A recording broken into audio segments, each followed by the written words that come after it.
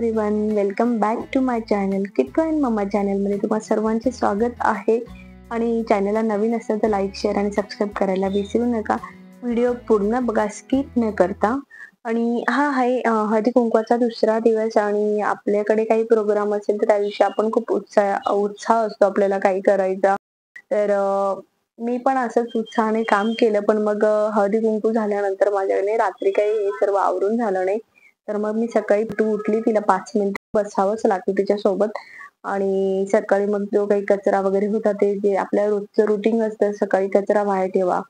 जे काही मी थोडंफार डेकोरेशन केलं होतं तर ते मी जागच्या जागी ठेवलं. आणि आज मला खूप मूड होतं सकाळपासून, की आज जे काही छोटे मोठे माझे कामं पेंडिंग होते तर ते आपण पूर्ण करून घेऊया.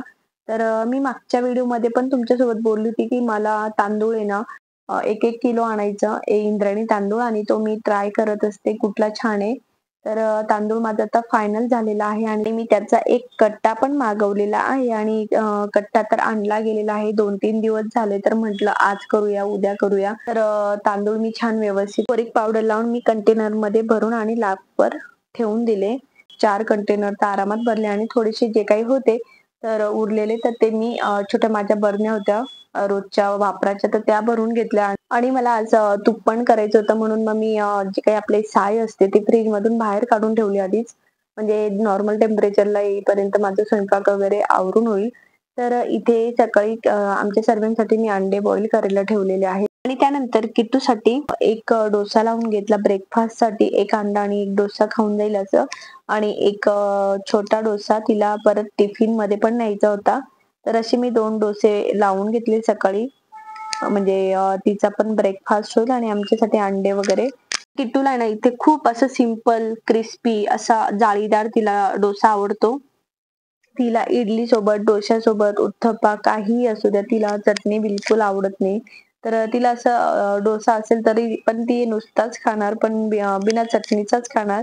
तर तिचे बरेच असे काही रूल आहेत, तर ते फॉलोच करावे लागतात. तिला नाही आवडत तर द्यावंच नाही लागत. एकदा असंच झालेलं आहे. मी स्कूलमध्ये तिला घ्यायला गेले आणि त्यांच्या टीचर बोलतात, "अहो तुम्ही तिला इडली दिली, पण त्याच्यासोबत तुम्ही विसरल्या का चटणी द्यायला?" म्हटलं, "अहो नाही, मी प्रत्येक वेळा तिला देऊन बघितलं, पण प्रत्येक वेळा ती चटणी एकतर खराबच करून आणते, ती खातच नाही, तर मग मी देणंच टाळते." कधी-कधी खूप असा मूड असतो, की ती स्कूलला जायच्या आधी माझं बऱ्यापैकी आवरून होतं. तर तसंच आज तोच प्रकार झाला होता, की सकाळी लवकर उठून माझं बऱ्यापैकी आवरून झालं होतं. आता आमचं खरंच खूप छान असं रुटीन पण बसलेलं आहे सकाळी, कारण स्कूल खूप उशिरा असते. तर 1 महिना झाला जवळपास, तर तेव्हापासून तिचं स्कूल 9:30 ला झालेलं आहे. तर वेळ असतो तेव्हा आम्ही जे काही आदल्या दिवसाचं लर्न झालेलं असेल किंवा स्कूलमध्ये तिचं जेवढं झालेलं असेल, तर ते सकाळी होईल तितकं शक्य तेवढं आम्ही लर्न करून घेतो. आणि त्यानंतर तिला मस्त स्कूलला पाठवलं. जे काही मी आदल्या दिवशी हळदी-कुंकू झालेला होता, तर त्यासाठी मी डेकोरेशनसाठी बरीच ज्वेलरी यूज केली होती. ती मस्त छान ऑर्गनाइज करून ठेवली. आणि प्रत्येक गोष्ट वेळेवरच का करायला पाहिजे, कारण आपण जेव्हा कधी घरात पसारा आवरत नसतो, तेव्हा आपल्याकडे कोणीतरी गेस्ट येऊन जातं. म्हणजे असं बऱ्याच जणांच्या बाबतीत होतच असेल, जेव्हा आपलं घर आवरलेलं नसेल तेव्हा कोणीतरी आपल्याकडे येऊनच जातं. त्यापेक्षा तर आपण जी गोष्ट आहे आवरायची, तर ती लगेच वेळेवर आवरली, तर ह्या गोष्टींना आपल्याला फेस करायची गरज नाही पडत. म्हणून प्रत्येक काम हे वेळोवेळी व्हायलाच पाहिजे. आणि त्यानंतर मी छान असा मेनू ठरवला, की आज जेवायला काय बनवायचं. तर असं ठरलं, की आज आपण अंडा करी बनवूया. आणि सकाळी जे काही अंडे मी बॉईल केले होते, तर ते त्यातले फक्त किटूनेच खाल्लं होतं. तर यांना देवपूजा करायची होती आणि लवकर ऑफिसला जायचं होतं, म्हणून मग ते म्हटले, की डायरेक्ट जेवायलाच दे.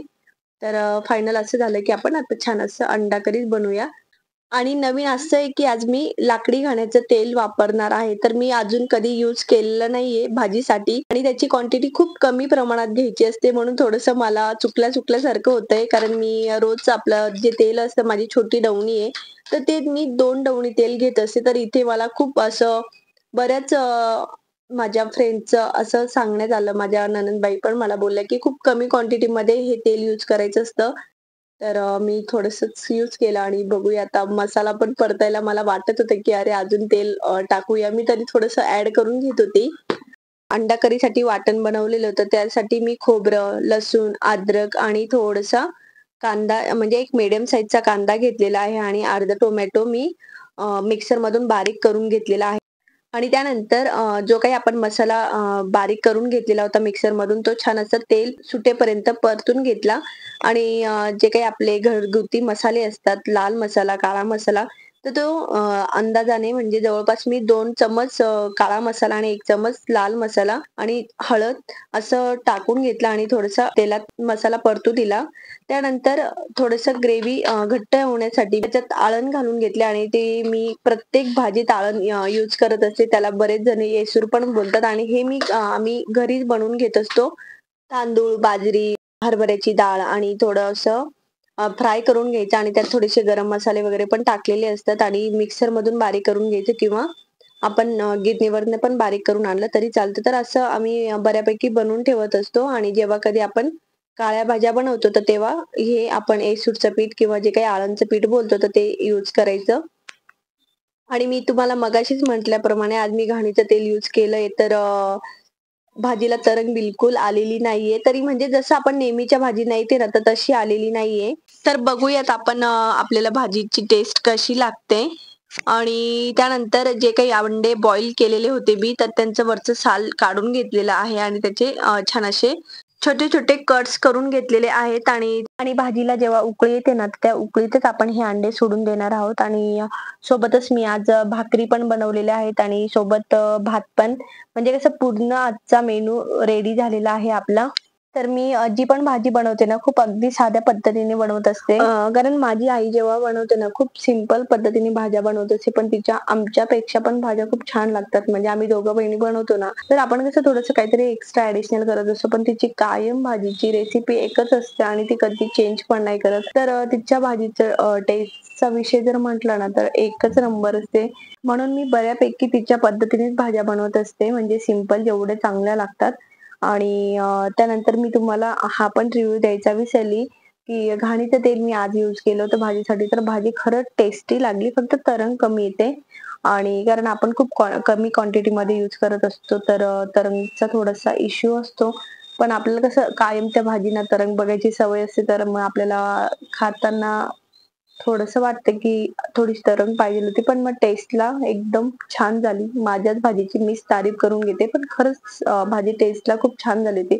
कारण माझ्या आहोंनी मला जर कॉम्प्लिमेंट दिली म्हटल्यावर, तर ती चांगलीच असणार आहे. म्हणून मी स्वतःहून काही माझ्या भाजीचं कौतुक केलेलं नाहीये. आणि आज आमच्याकडे आमच्या मम्मी म्हणजे माझ्या सासूबाई येणार होत्या आणि माझी मम्मी पण येणार होती. तर दोघं येणार होत्या आणि त्या बऱ्याच 2-3 दिवस जास्त थांबणार होत्या. तर म्हटलं आधी जे माझं तूप वगैरे करायचं होतं, जे काही माझे बारीक-सारीक कामं होते ते मी करून घेतले. कारण ते आल्यावर फक्त आणि फक्त त्यांनाच मी वेळ देणार आहे. म्हणजे माझे जे काही पेंडिंग कामं आहेत, ती मी आधीच पूर्ण करून घेणार आहे.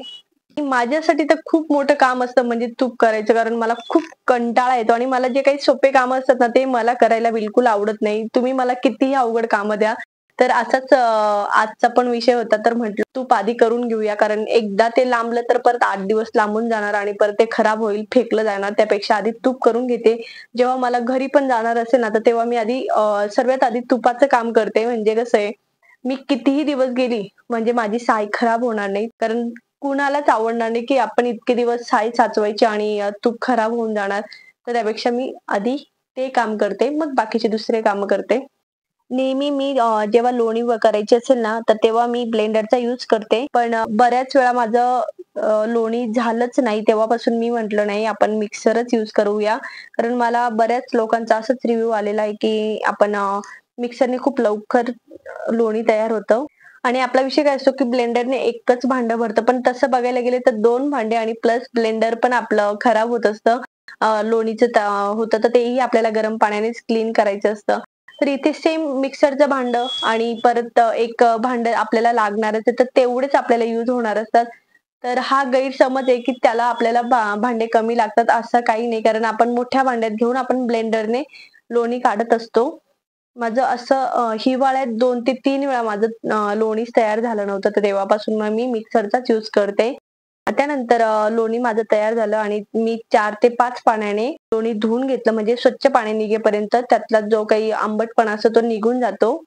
आणि त्यानंतर मी तूप करायला ठेवणार आहे. पण त्याच्या आधी सर्व किचन क्लीन करून घेणार आहे. म्हणजे जो काही चिकटपणा असतो तो पण निघून जातो आणि छान क्लीन पण होऊन जातो ओटा.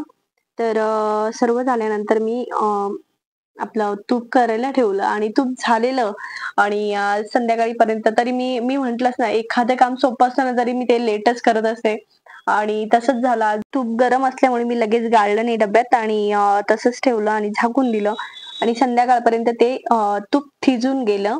तर म्हटलं आपण 2 मिनिटं आपण गॅस चालू करून देऊ आणि गॅस माझ्याकडनं चुकून फुल राहून गेला आणि तरी जसं मला वास यायला लागला, पटकन गेली तर बघितलं तर बऱ्यापैकी फक्त पातेलच खराब झालं. तूप ॲज इट इज होतं.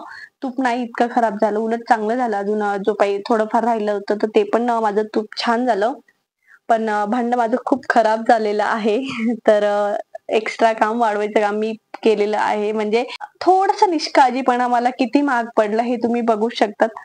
तर असं माझं पूर्ण फायनल काम झालेलं आहे आणि आजचा व्हिडिओ तुम्हाला आवडला असेल तर नक्कीच लाईक करा, शेअर करा आणि सबस्क्राईब करायला विसरू नका.